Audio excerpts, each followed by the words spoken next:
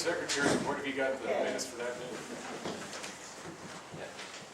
I'll let Ben do the secretary's report since our secretary is not We here. can't hear you. We're gonna start with the secretary's How report. about using the mic? It doesn't, it's not on. Oh. We don't know, we haven't figured out the code on that one.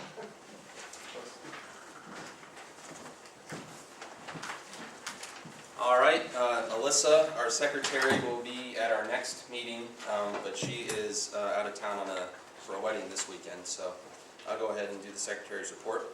The Eudora Area Historical Society met at 7 p.m. on July 17th, 2014 at City Hall. President Steve Nice called the meeting to order, followed by the pledge. Minutes of the May 15th, 2014 meeting were read and approved. Jim Harris gave the treasurer's report. Executive Director Ben Twilliger then gave his report. Updates on the Trevs Building rehabilitation project were given. The Historical Society has to vacate the Nottingham facility in October of 2014. Therefore, we will have to be ready to move the museum to 720 Main Street by that time. Nottingham has been sold to a private developer. Ben reported on the progress in the last 2 months. The sewer was connected to the building, the water was turned on. Leonard did a really great job restoring an interior door, and a lot of work on tuck pointing had commenced. Ben noted much remains to be done, and Ben requested if any of the following items could be donated: a toilet, sink, railings for a wheelchair ramp, insulation materials, and curtains. The next projects to be completed included adding a large restored window to the east wall, installing gutters, as well as 2 steel doors in the concrete floor. The IRS approved the Historical Society as a 501c3 nonprofit. That means that any donation made to the Historical Society in the future, as well as any past donations since 2010, are tax deductible. This will also exempt us from paying property taxes on our building. The September program will be delivered by former German KU student Stephan Fuchs. Okay. And is titled German Identity and Heritage of Eudora and Beyond, People, Places, and Toponyms. The program is a presentation of his dissertation. Ben stated the Historical Society plans to auction and sell items at the CPA picnic, which we made $211 at the CPA picnic from items we sold there for the rehabilitation project. And 2 interns have been helping the Historical Society this summer: Landon Harris, who is researching the football exhibit, and Nelson Schicky, who was accessioning items. Ben Twilliger introduced the program for the evening. The program was delivered by Harold Lee Zimmerman. Mr. Zimmerman was born in Eudora and graduated from Eudora High in 1943. After high school, he was a merchant marine during World War II and the Korean War. He owned the Zimmerman Steel Company in Lawrence for many years. He shared stories of what it was like to grow up in Eudora in the 1920s to 1940s. Following Mr. Zimmerman's presentation, Mike Hadel addressed the membership and presented the Historical Society with copies of genealogy books he compiled for the Model and Hadel families of Douglas County. The meeting concluded at 8:28 p.m. with Stephen Nice calling the meeting adjourned. Following the meeting, the Trevs buildings were opened for the membership so progress on the project could be observed. Respectfully submitted, Ben Twilliger, Interim Secretary. So, is there a motion to approve those minutes from the previous meeting? Approved. So moved. John, is there a second? I'll second. All those in favor? All right. Now I'll do the treasurer's report because our treasurer is away as well. We have $21,288.94 in the grant account. That money's all for the rehabilitation project. We have $7,546.98 in the operational accounts, which includes $5,762 in savings, $1,225 in a CD, and $559 in checking. Are there any comments from any of the board members present? Are there any public comments? Anything anyone wants to share? If not, we'll just move on to the report from the Executive Director. First up, just some of the updates on the Trevs building here recently. The Lions Club here in Eudora donated $5,000, and the Oddfellows donated $2,000 to the project in the last month, so that was very, very generous of both of those organizations. As I mentioned earlier, we've obtained property tax exemption from Douglas County, which is a big deal because that will save us a lot of money. we all should thank all the volunteers that have been working really just around the clock down there at the Treves building, especially Benny Dean, Bill Gordon, Bill Witten, Leonard Hallman, Aaron Thacker, Brad Hemmel, Tim Shepard, and Tim Slavin, as well as the Eudora Public Works. They've all been, you know, I'd say we probably have over 100 hours of volunteer work down at the Treves building every week. So it's just been amazing, and that's what's really gotten us to the point where we're actually close to move into that building. Some of the things accomplished recently were the cement floor was poured by Tim Slavin. All the bathroom fixtures were installed. The electrical work has been installed. Bill Gordon installed a steel door at the east side of the building. Gutters were installed. Bill Witten did all the structural reinforcement to make sure it's safe and structurally sound. Charlie Watts built a stud wall for the bathroom area. And Bill Gordon and a few others have been working to put some bricks up around some of the steel beams so it'll look a little nicer in there. And those are the big projects that we've accomplished. And we've tentatively set the moving date for October 16th to 17th for when we'll move our collections from Nottingham to our building on Main Street. The city, the Public Works are going to help us move some of the big items like the cabinets and the tables and so forth. They'll have trucks to help us move those. And then we'll try to move as many of the boxes because we have to put all of our collections in boxes as well. And so whatever we don't move on those days, we'll probably move with volunteers. And if you have a truck, flatbed truck and a trailer that you could let us use for that weekend, that weekend be like the 18th and the 19th, that would be very helpful because we're going to have to be making a lot of trips from Nottingham to our building here on Main Street. And then some of the upcoming projects we hope to finish here are the ceiling and front wall will be insulated tomorrow actually, and then we have to put up the sheetrock for the bathroom and closet walls in the back. Tim Summers, local contractor, is volunteering his labor to put up all the car siding on the ceiling in the front part of the building there. And then finally, I guess the big thing will be we'll put the HVAC unit in after all of these other things are done. So we hope to finish all those projects by the end of the month here. And then, so that's really all I had to say about the Treves project. Some sad news to report. Some of you may have known Bertha Cameron of the Monticello Historical Society. She recently passed away. She was, I think, 86 or around that age. And she was one of the few remaining Shawnees, or anyone affiliated with the Shawnee tribe still in Kansas. And she collaborated with the Historical Society on a few occasions. So she will be missed. The Watkins Museum donated 4 items to us last month, which were a chair, a child's height chair, and a settee that were made by Charles Durr, one of the original founders of Eudora, and then a desk and postal sorting rack, allegedly from the first Eudora post office. I can't confirm that with our records, but that's what the Watkins told us. And finally, the 3rd annual Eudora BBQ Cook-Off Charity Event and Festival is on this Saturday the 13th at CPA Park. It'll feature a barbecue competition, classic cars, music, historical reenactors, among other things. We'll be there selling craft items and books to help raise money for the Treves Rehabilitation Project.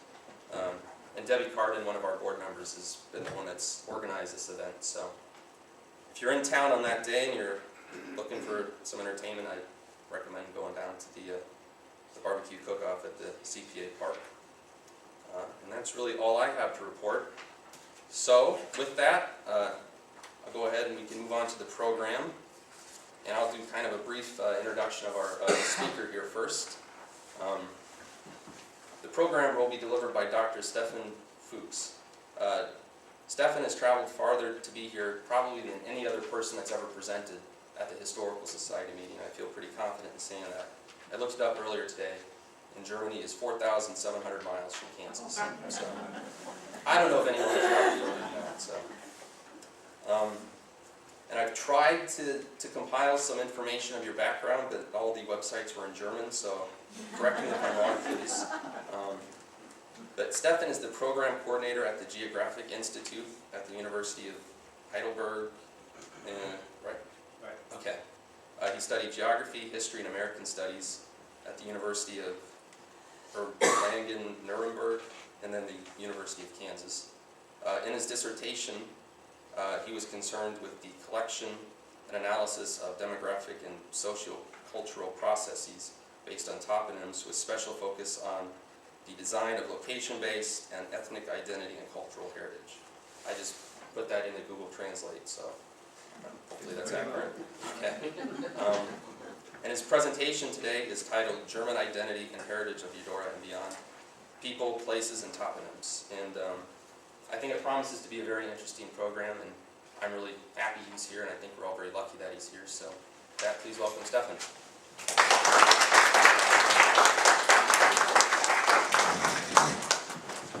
Yeah, thanks, Ben. I'm really happy and very excited to be here tonight, or this afternoon. It's not really tonight.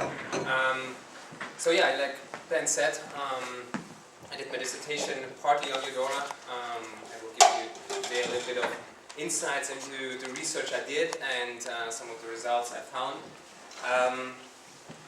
Today, for the purpose of this presentation, I tried to narrow it down to German identity and heritage of Eudora, and also want to go a little bit beyond that and look a little bit into the broader context of Germans immigrating to the United States and where they come from and where they went.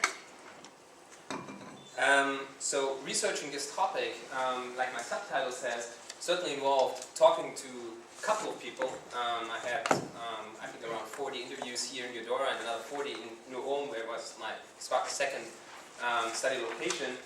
And to go to those places, look at the sites, visit the places, and also look at place names or toponyms, which kind of turned out to be one of the key factors and kind of starting points for me to discuss issues of identity and heritage. And something about that I want to show you in the next 30 to 40 minutes. So I want to move from the kind of international context of Germans in Germany, in the European context, moving to the United States and to the Midwest especially, and then going down into kind of a local study of Eudora. But before I get into this type of story, I want to tell you a little bit about my personal story. And that story starts, as Ben has already told you in his introduction, at the University of Erlangen in about 2004. I was studying American Studies, Geography, and History, and was already interested in U.S. history, migration processes, settlement patterns, and so on. And I took seminars, lectures, like what every student does, and learned more or less the theory about it. But when I heard that there's an exchange program to the U.S. Through the university, I applied for it, and I was lucky enough to be appointed to come to the University of Kansas in 2005. So that brought me here to Lawrence and to Douglas County, and that gave me the opportunity to learn about the places and about those processes that I've heard about in Germany, to see it on site and to learn more about it also in the classroom at KU. And I was focusing mostly on settlement patterns and immigration issues, and also cultural area studies, especially on the region of the Midwest. And after 1 year in the exchange program, I had the opportunity to stay on and do my master's, or complete my master's at KU. And I was faced with the problem of finding a good topic to write my thesis about. And on the one hand, all these experiences in the classroom, knowledge about migration patterns, settlement of the United States, helped me to find kind of the context that I want to place the thesis in, but also personal experiences of just talking to people, being at a bar or getting a haircut, and telling the people that I'm from Germany, and they suddenly told me stories about their family heritage, that their ancestors came from Germany, that they have some kind of relationship to Germany. And so that kind of got me more and more interested into kind of the German dimension of that immigration and settlement. So I was like, okay, the ancestors of those people came to the United States, and those people still remember that. And the first step that I took was to ask questions, okay, where did those ancestors came from, and how did they come, and where did they settle in the United States? And so I did a case study on Douglas County, on migration routes of those immigrants to Douglas County, and that was also the first time I heard about Eudora as being a German-founded town, and that German immigrants came here to settle. And in 2007 I finished that master's thesis. Maybe give you a little bit of the results in the next couple of slides, but in, yeah, can move on. Next one. But then I was done with that master's thesis, kind of felt I'm not quite done with the whole topic. There's still so much to learn about it. When I know where they came from and where they settled in kind of a historic context, what happened after that? You know, there's 150 years of history until I sit now in that chair and getting a haircut and that lady is telling me about their German ancestry. Something has happened during that time, that there was a maintenance of maybe German culture, German identity during that time, that people still remember that German element. And so I wanted to learn more about where can I find this German element, where can I find German culture, heritage and identity still around in the American or the Midwestern landscape and the communities there. So that brought me back to Eudora as one of my case studies and to the community of New Ulm in southwestern Minnesota. So that is kind of my personal background, how it came about to study German identity and heritage in the Midwest. So as I said, I want to give you first of all a little bit of context of where did those German come from. So Germany is shown here in the year 1871. That was the first time that Germany became united after Germany had been kind of a loose union of different territories. You can still see here, so we have Bavaria and other southwestern states. We have Prussian states and also smaller monarchies that were like squeezed in between. So 1871, that's the boundary that you can see now in the red and the blue colors. So it was kind of a diverse and very heterogeneous group when you call them Germans from that area. And in my presentation I also will refer to Germans as people from that area, but also Germans that are ethnic Germans from surrounding territories, like German-speaking people from Switzerland and from the Austrian-Hungarian Empire. And we have also German exclaves further east. I hope you can still see it. So there's Germany, so that part is down here. And we have German exclaves around the Black Sea and the Volga in southern Russia, for example. And so all those people are, for me, Germans that came to the United States. So quite heterogeneous, quite diverse group of people. So one question is then, how did those people, or why did those people come to the United States? Why did they leave Europe? A predominant motivation or deep major factor was economic reasons. So you have people that have no land, they are farmers and have no land and looking for settlement opportunities somewhere else. We have small businessmen that are looking for business opportunities elsewhere that were kind of frustrated in the German context. You also have religious reasons, so people being persecuted because of their faith. Amish and Mennonites are one example that left pretty early the southwestern part of Germany because of that persecution. And you have also kind of social and political issues. One prime example, in 1848 there was a major revolution in Germany, people demanding more democratic rights. This revolution failed eventually, and a lot of those revolutionaries were forced out of Germany and became the 48ers, the Germans that came to the United States and had quite a political impact and cultural impact on the German communities in the United States. And coming back to the Black Sea Germans and the Volga Germans here in southern Russia, they went to Russia in the 18th century, had special privileges to settle there, and those privileges were withdrawn by the Russian state in around the 1860s, 1870s. So a lot of those people then moved from Russia to the United States, and we will come back to that issue a little bit later. So quite a diverse group of people, and now how did they go to the United States? So all of them came by boat, so there was no planes, so sailing boats or steamers were the means of transportation how to get there. And they came in different immigration waves. So the first focus of immigration was in the southwest of Germany. It was around 1800s, the early 19th century. Then that focus shifted to the northwest, and then around the turn of the 20th century, so 1900, it was on the northeast. And they went to different ports to the United States, either west through France, that was kind of the early wave of immigration, also down the Rhine River, and then through Dutch ports, so Rotterdam or Amsterdam, and also through Scandinavia, like later groups who came from the further east also went through there. And the ports of Bremen and Hamburg established themselves as the German ports of immigration. So they, like this illustration is of the German, of the port of Hamburg and a steamer that the immigrants are boarding. So the next question is, where did those people go to? So the prime indicator I was pointed to, like the first indicator I was pointed to, is census data, US census data. This one shows you German residents, German-born residents in the United States, kind of in a dot pattern here.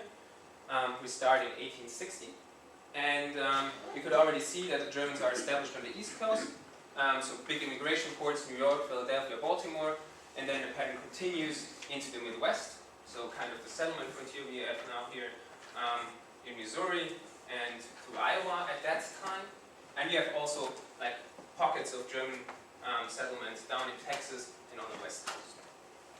So now let's look at the progress through time. So what happens when we go through the next 70 years? So we see the pattern expands further west.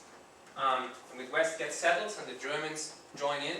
So they were part of this migration and settlement of Europeans of the Midwest, a major part, an important part. But we can also see that a pattern until 1930 is kind of thinned out. That's because of the nature of this census data. It only records people born in Germany. So up to 1930, a lot of the Germans, the first generation German immigrants, have passed away. And so they are second generation, the children taking over, but they are registered as American. So they don't show up on that map anymore. So the height of the German residency in the Midwest, in the historic context, is kind of 1890, we can point to that. And we can see these pockets I've already shown, West Coast, Texas, they have evolved quite a bit. The East Coast is still kind of important, but the major focus is on the Midwest. This is where a lot of the Germans went, where the majority of the Germans went. And when we zoom in, we can look a little bit closer at the pattern and the spatial distribution. So we have high German numbers here along Lake Michigan in eastern Wisconsin, with the cities of Milwaukee and Chicago being centers of German neighborhoods and of German residency. There's also along the Ohio River quite a number of Germans, and then here in eastern Kansas, eastern Nebraska, central Minnesota. So these are kind of concentration of Germans, but they're distributed pretty broadly over the Midwest and over those areas.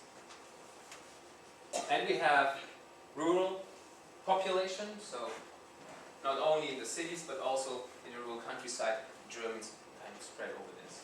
And we have the big cities, St. Louis, Milwaukee, Chicago, where sizable German communities and neighborhoods exist.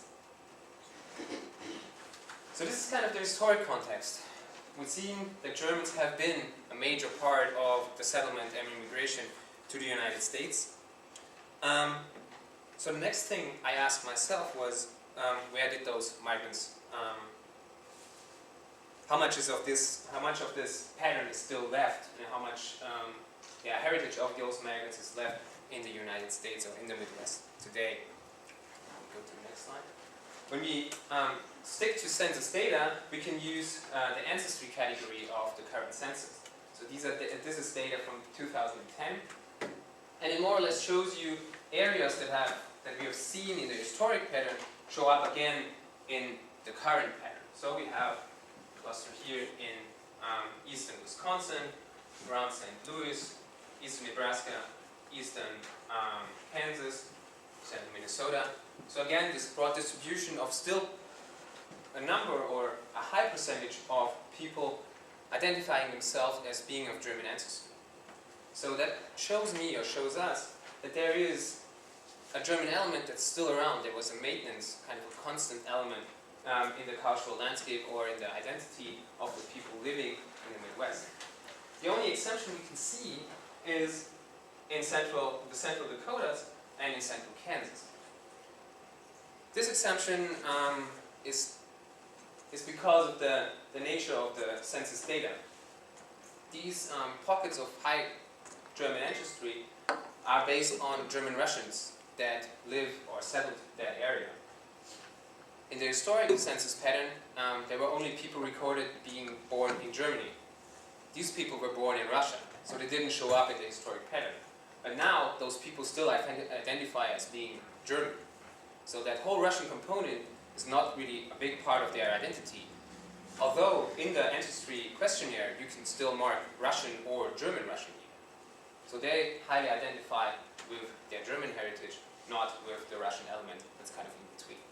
That also shows, or like reinforces this constant pattern of German identity in the Midwest. And that's kind of the thing that really caught my eye. Then I said, okay, it's in the big pattern, it's here in the regional pattern of ancestry in the historic context, but what is now a little bit more behind that scene? You know, what does it mean, and what kind of ways of expression are there in those specific areas?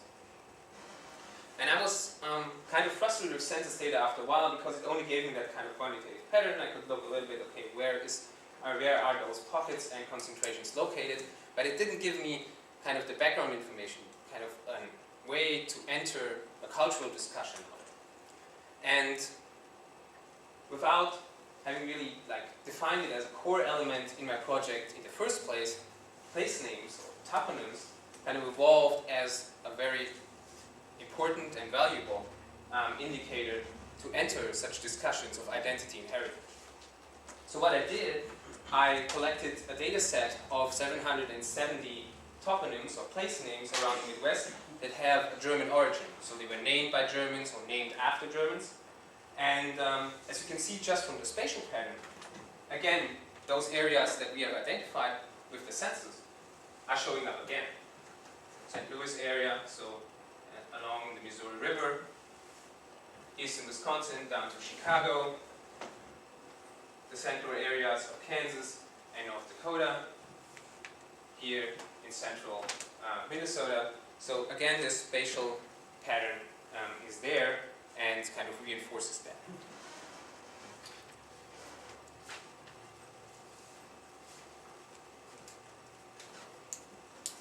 But what toponyms and place names also can do, they have a certain character and a certain form. So when you hear a name like Eudora or New Ulm, it has a certain sound, it has a certain origin, it has a certain connotation to it. And that's kind of a qualitative element that place names and toponyms can give us. They can show us a little bit of the background, how this town was founded, what happened in this place, what is kind of the relation and the meaning of that place. So it gives you a little bit of a window and an entrance way to enter the discussion. And if we now take a little bit of a closer look into Kansas and look at some of those names, we can see how we can enter some of the discussions and how we can enter some of the historical, cultural issues connected to the names. So if you look at that map, you can see that I have set different categories here. First of all, I made toponymic concentrations, so major concentrations, medium, low, and tentative. So there's a major concentration of German names in central Kansas. So the counties of Rush, Ellis, Russell, and Barton. So this is the area where predominantly the German Russians settled, and also some other groups, Bohemians, Romanians. And we have other pockets along the border to Nebraska, and a little bit down into Alma and northeast Kansas. And those names are predominantly of like German origin, so like it's the origin within the boundaries of the 1871 empire. So kind of a pattern, those groups dominate over here, the German groups from the empire dominate over there, so you can see a little bit of a east-west pattern there. Then you can also see that I have made a category of place names that are current and place names that are historical.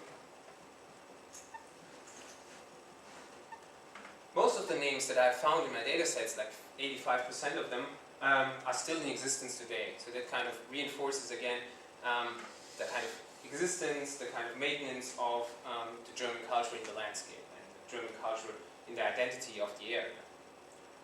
But it also shows you, when you look at historic places, that changes have happened.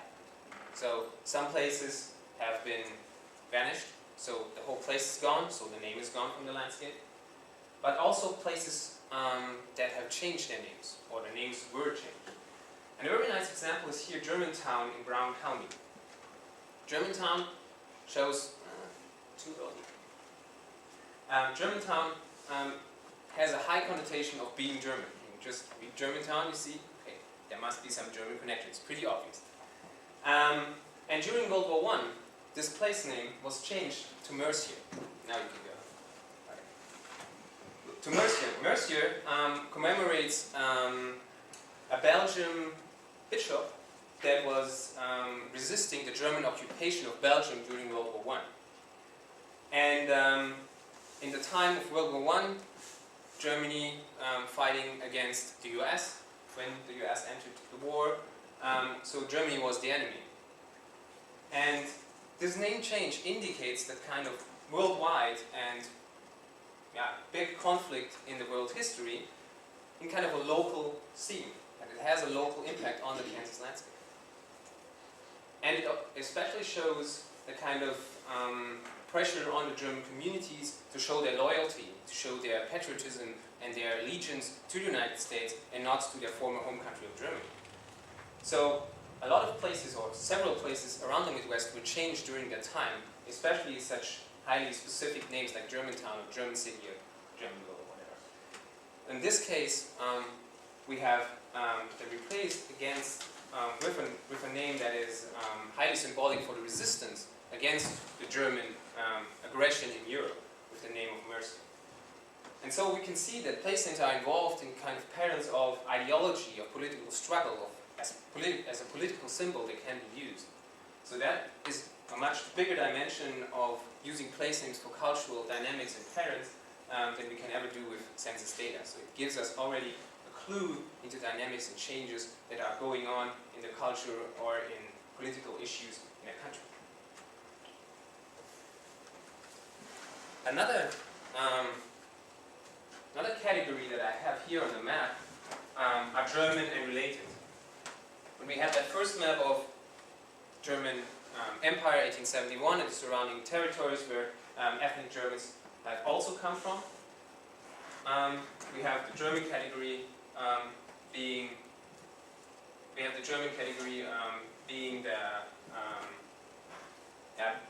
having their sources in or their origin in the German Empire, and we have the related groups like the German Russians over in central Kansas coming from an area outside of that. And when we look at several of the names that kind of supports that conclusion, so we have areas like cities like Westphalia or Hanover that are pointing to origins in northwestern Germany, and we have places like Olmütz in Barton County. Olmütz is a city in Moravia, which is now the Czech Republic. It used to be part of the Austrian-Hungarian Empire.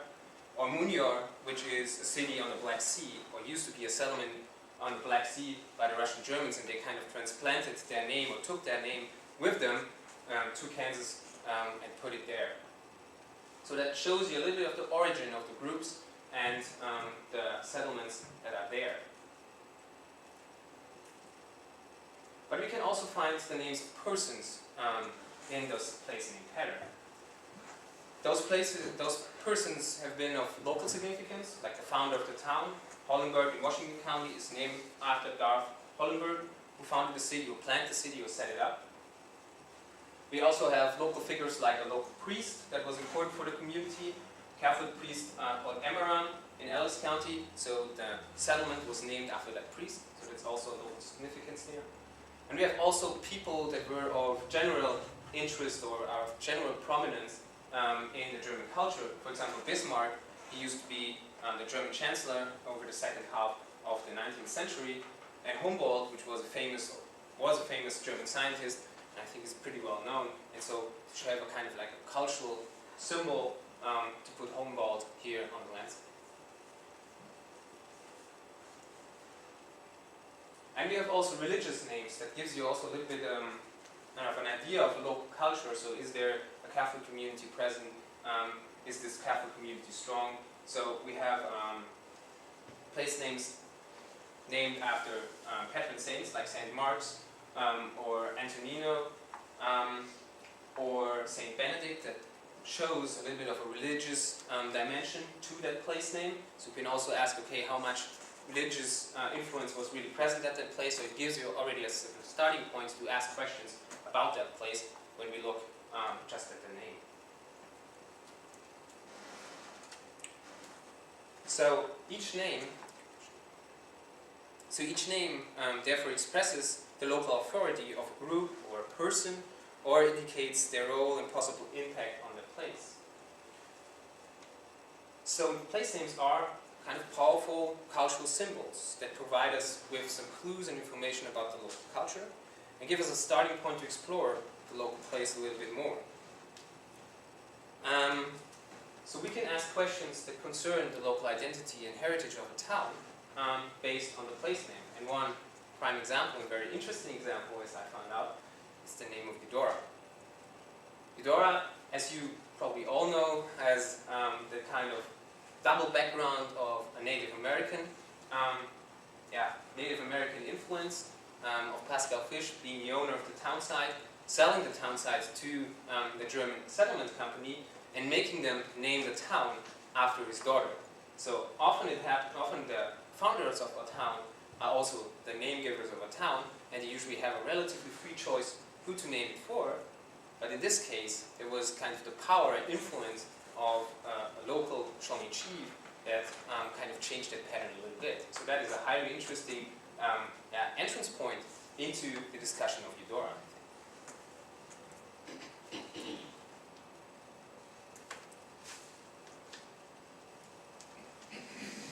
So when I heard about Eudora, I asked myself, okay, what is behind that name and that place? I heard the story about the founding and the naming, and then I chose to access Eudora and the story of Eudora in kind of a mixed approach.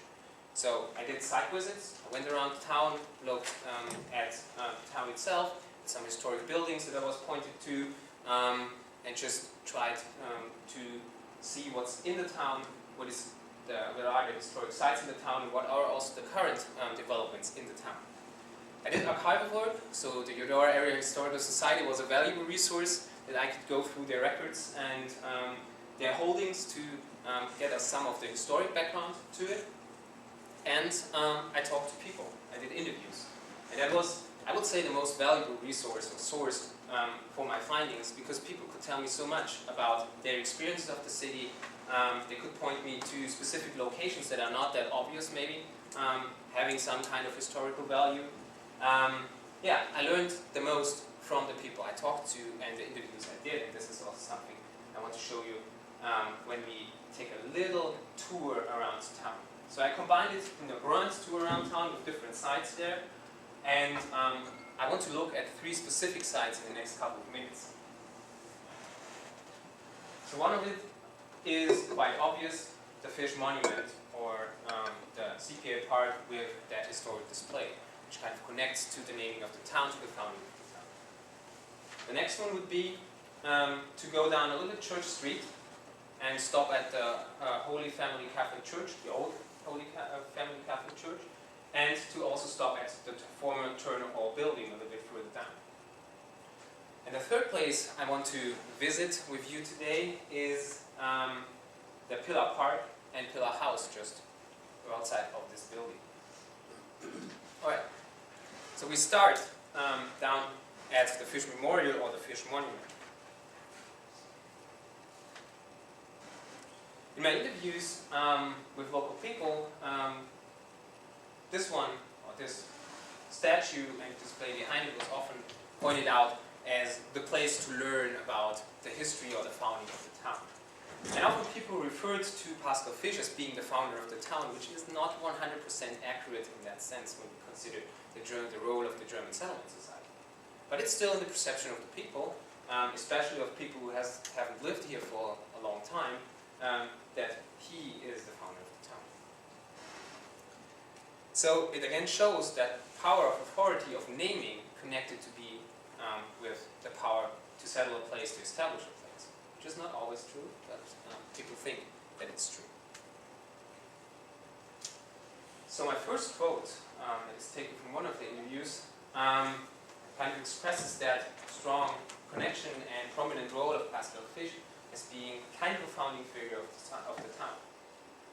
My interview partner told me, so first we started looking at doing a statue of Eudora for the 150th. The city is named after Eudora, so we do a statue after Eudora. Well, I kind of got thinking about that, and it really didn't make a lot of sense. Because Eudora was just a little girl, approximately 9 to 12 years old at that time. And she wouldn't have had much influence. She was just a small child, so we said, we really need to back up to Pascal Fish, who owned all this land. He was the Indian chief, the Shawnee chief, that owned all the land. That kind of quote here really expresses the prominent role of Pascal Fish, the prominent figure of Pascal Fish, as a town patriot, as a town founder, although indirectly through the Germans. And it shows us the mixed heritage of Eudora, even though the Shawnees were gone a couple of years later, but it was still lingering on in the minds of people and was also established in the history of the town. At the same time, we have the German settlers. Oh, I forgot about that. And one of the points also that is important about that statue is that it filled kind of a lack of historic representation in town. So, as I understood it, before 2007 there was no specific place to go to learn about that historic significance of Pascal Fish and the founding of Eudora. And like this quote says, and I said, nobody really knows, there is no statues, there is no history or anything, I said. I think for the 150th, let's do a statue. So there was no place to go, but there was one established. And that shows that you can go back to specific, significant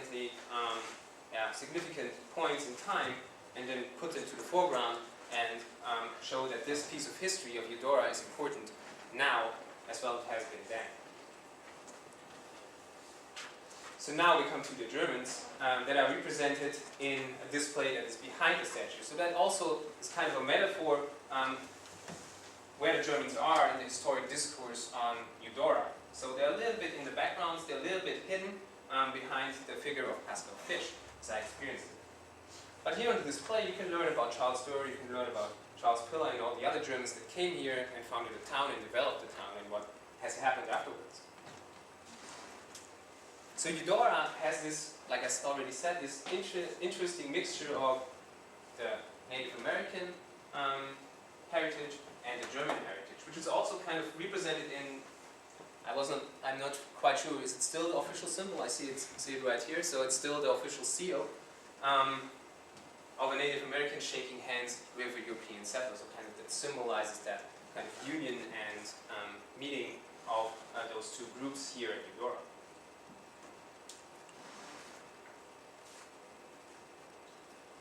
But the German background most often showed up when I talked to long-term residents who had quite a bit of experience of living in this town, maybe had a long family line or family heritage that is connected to Eudora. They could point me to the German elements here in town. They could point me to locations of significance of German heritage and identity here. And one of those places is Church Street and the Holy Family Catholic Church. So this church was established in, or was completed in 1864 by a predominantly German congregation or German parish. And in 1963 it was replaced by a newer building, by a bigger building, by a more modern building.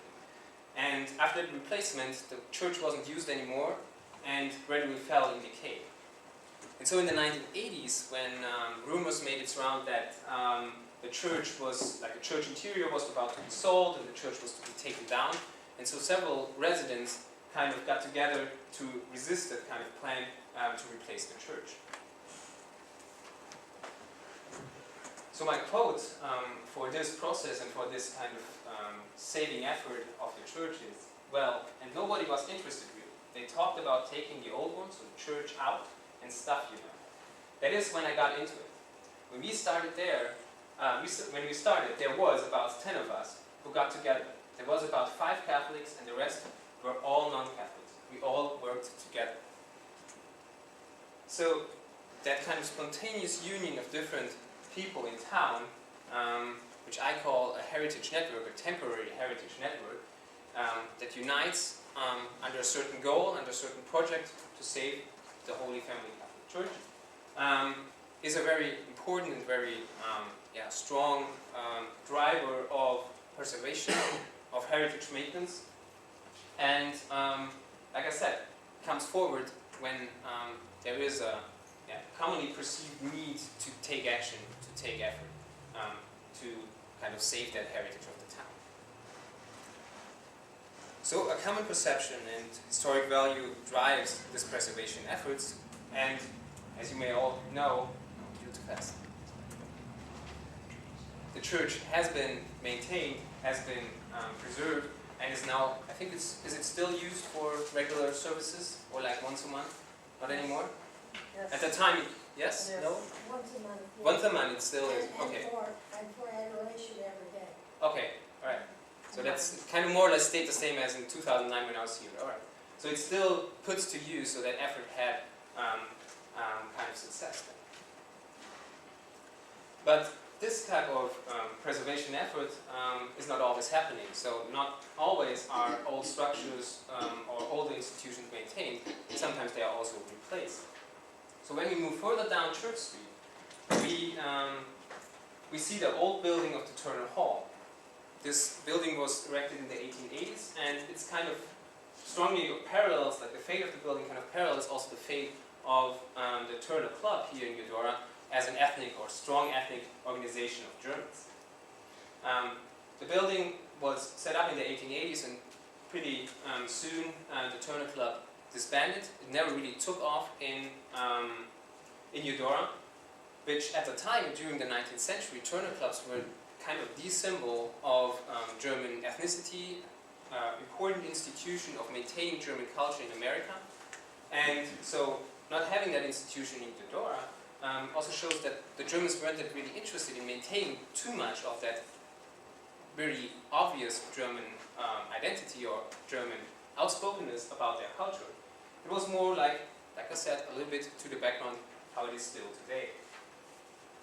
So that Turner Hall building was then put to use as a gymnasium, as a school, and I think now it's a private residence. So why didn't the Germans maintain their institution of the Turner Hall? Why didn't it really take off in Eudora? One explanation that I could give you is that the German element of Eudora, you can see it here in the third column. So the Germanic heritage, German heritage, kind of declined. So the number of Germans, or being of German background, kind of declined in the city, although the general population was increasing. So there were other people coming into Eudora. There was more mixture of different groups of different heritages, and so the Germans kind of assimilated there. You know, they kind of merged into more American institutions like the Oddfellows. They preferred institutions like that, or focused their social activities on church and other institutions.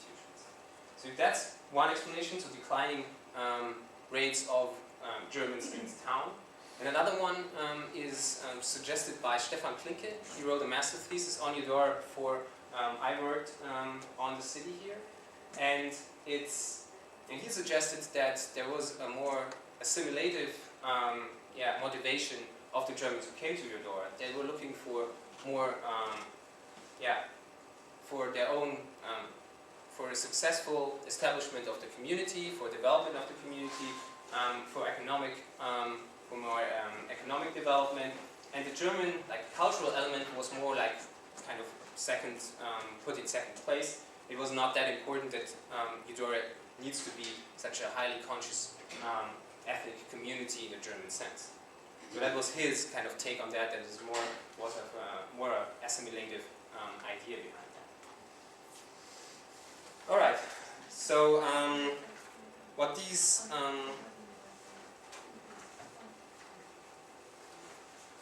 examples should show you that that heritage is kind of an ongoing process of maintaining certain elements and taking certain elements at the side. So there is always this constant definition of what still stays with us and what can we leave behind. So heritage is a selective process of forgetting certain things and adding certain things and holding on to certain things. That's kind of the idea behind that. When we move on to my last example, Pillar House and Park, it's again a prime example of a German being highly successful in Eudora. So Pillar, Charles Pillar, who was born in Zweibrücken, which is pretty close, like an hour from where I live right now, which I think is pretty exciting. Maybe I have to go to his place once. And he came to the United States to take an apprenticeship in New York, and then came to Eudora to join the business of his cousin. And he's one of those examples of a really thriving entrepreneur in town with different businesses going, with a bank business, with his store going downtown. And he built this nice mansion there, which is, I think, still the only building on the National Register, right? No, we've quadrupled it since then. All right. We've got 4 now. So. All right, good. So it's 1 of 4. Yes. And so it's a very elaborate building, a very important and nice building set up there. And he's also commemorated in the nearby park. So his name also is in a local place name when you consider the park and the building. So his legacy is kind of commemorated through that.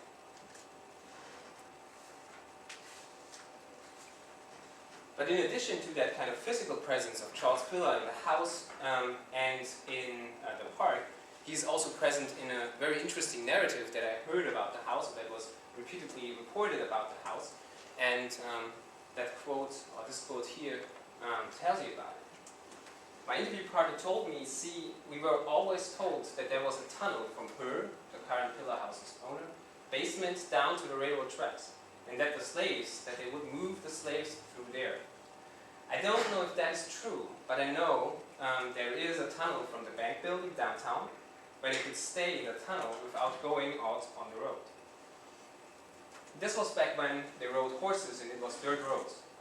So they wouldn't get robbed to go to the bank to make their deposits. They went through the tunnel, so there is some history. So what this quote shows, that also the role of Charles Pillar, the house and his businesses in town kind of are lingering on in certain narratives and certain stories about the history of Eudora, even though you can criticize that quote pretty clearly in 2 instances.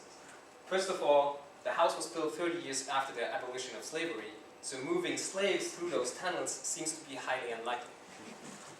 The other thing is that most likely the tunnels that connected the downtown bank building with the house were utility tunnels, gas utility tunnels, before they built any, before there was central municipal gas service in town. So it was just service tunnels for the pipes. But people made a certain story out of it. They added certain elements, they put them together in a nice historic narrative that kind of also creates and builds a sort of identity, a sort of connection and identification with Pillar, with the house, with the city, and with its history. So it's kind of a creation of heritage, a creation of history that is not 100% accurate, but it is important to at least the interviewed person, and it's holding on, and he's holding on in kind of his historic mind to it.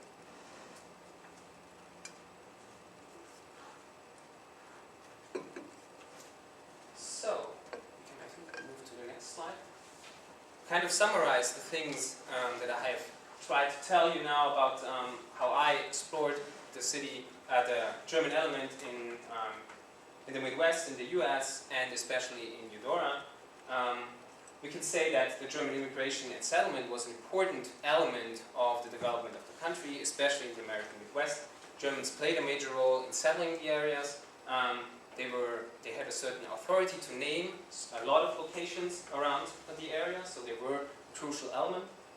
And those place names are valuable in the sense that they give us, in addition to a spatial pattern, valuable like cultural information, a kind of entrance or starting point to look deeper into a certain community, in a certain town, a certain place. And so you cannot, it's just important to consider place names in addition to other sources when you work about heritage and identity in a certain area. And when we consider the German identity of Eudora, you can see from the different sites that I've discussed in the little brief tour we did, that the Germans had a certain social cultural influence. They were important, they stayed here, they are a permanent element of this community, but the representation is a little bit more subtle. It's a little bit put back behind the history or like the story of Pascal Fisch in founding the town and founding the city.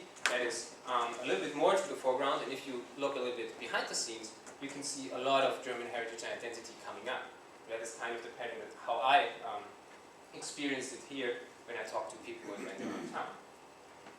And you can also, in a general sense, see that heritage kind of moves between the poles of preserving things and changing things, you know, leaving things behind, adding new things, maybe to a nice narrative about the Charles Pillar house, and also preserving certain structures like the Holy Family Catholic Church, but also maybe abandoning certain organizations like the Turner Club and converting the respective building to different uses. So heritage is always there's always movement in heritage, there's always dynamic changes in heritage, so it doesn't stay the same. It can always be kind of rediscovered, kind of reinterpreted, and that's kind of the overarching or general idea that's behind such a definition of heritage.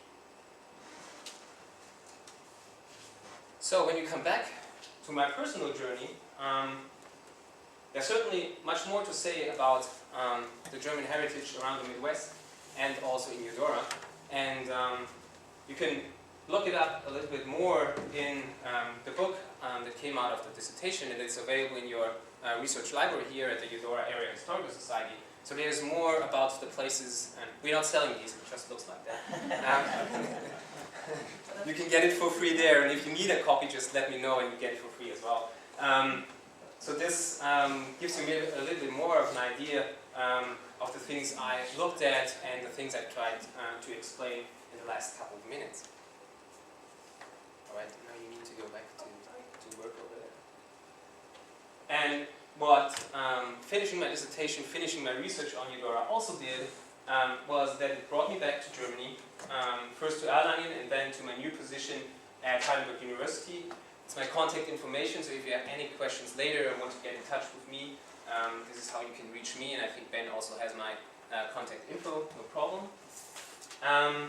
And it also brought me back to Eudora today to tell you a little bit about the results, to thank you all for coming today, and thank you all for supporting my research during the two field trips, the two field stays I had here. It has been highly appreciated, all the information you gave me, all the time you spent with me, talking to me, driving me around town, showing me around town. So that was greatly appreciated, is greatly appreciated, so thank you all for coming today, and thank you all.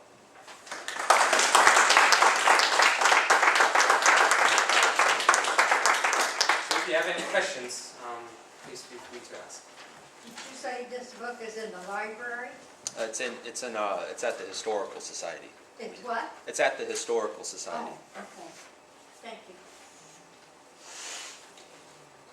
Did you gain any insights comparing the jurisdiction of New Ulm to Eudora? Or is that in that study? It's in the study as well. I tried to avoid a kind of comparison to say like, okay, New Ulm is doing this better and Eudora is doing this better and things like that. It doesn't make any sense in such a study. It's more about a characterization and describing what has happened in those towns, trying to analyze that, trying to understand it, you know. The idea with the heritage and identity that is developing all the time, that it's changing all the time. So what changes have happened in those two towns? Eudora was founded 3 years after New Ulm was, so about the same time, but totally different results when you go to the towns today, because they are different location, different character of people who settled the place, different developments, especially in the 20th century. Eudora has, with the highway, developed pretty fast, new areas of town. And New Ulm in southwestern Minnesota is a little bit like, it's a little bit remote from the areas that have developed around Minneapolis and St. Paul. So it's kind of a little bit stagnant community, not so much dynamic as here in Eudora. So you can see I tried to characterize those developments and how much impact they had on the German identity. And you can find it in the book. Yes. Very good. All right, thanks. Did you find, due to the nature of the Eudora company, the makeup of that, compared to where they emigrated from, did you see any connection to some of the things that were happening in Eudora, or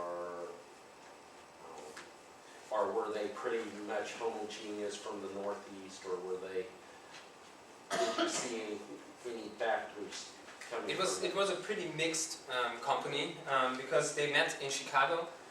So you see in this historic pattern, big cities were standing out as like areas where a lot of Germans settled.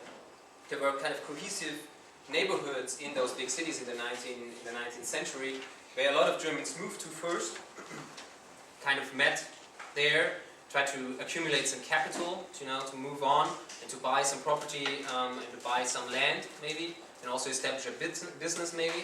So they immigrated, went to a bigger city, tried to establish themselves, getting used to American culture, how things are done in the United States.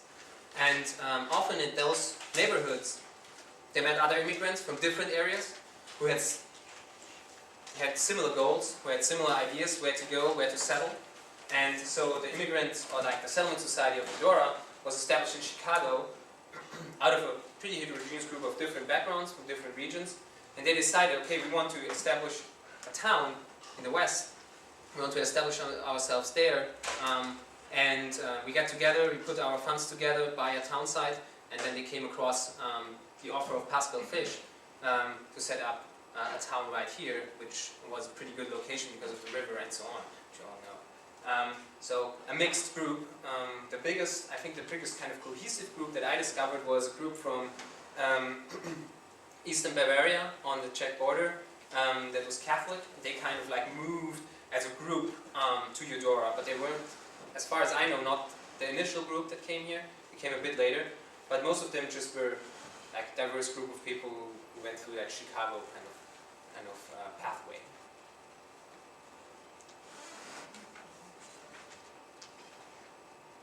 Why did not a lot of Germans settle in the southern states? Just looking on those maps up there, they seem pretty concentrated in the north. Yeah. There are several factors discussed for that. One of them that is often given is just climate, because of the type of agriculture that was done in the south, plantations in the lowlands, and then like the small-scale hill agriculture in the uplands. That was not the type of agriculture Germans preferred, and a lot of it has to do also with timing. Where is land available in large amounts? And along the frontier, especially moving through the Midwest, there was a lot of good agricultural land, a lot of small communities and towns establishing themselves as business centers for the surrounding rural areas, and that was, these were like prime locations to set up the Germans, and so the South wasn't that kind of attractive area in terms of timing and in terms of economic structure, let's say. one area there around the Fredericksburg, Texas area that's pretty heavily populated. Mhm. If you're in there, yeah. But that area there kind of has good agricultural land. It's kind of it's different from the areas of the deep south. Let's say that. So this was definitely a preferred area, and Fredericksburg and also New Braunfels down there. They were settled also in kind of a colony style migration. So there was a kind of organization already in Germany organizing this migration from Germany over there and buying the land there. So it was a kind of different pattern than here, where they went to Chicago and then set up there and then came here. So different kind of immigration and settlement.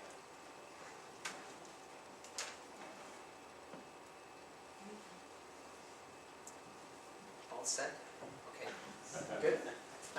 Like I said, you can always contact me if there are any questions coming up. You can look at the book, and I hope you enjoyed the presentation and learned a little bit how I learned about your town, and that was the purpose of the presentation. Thank you.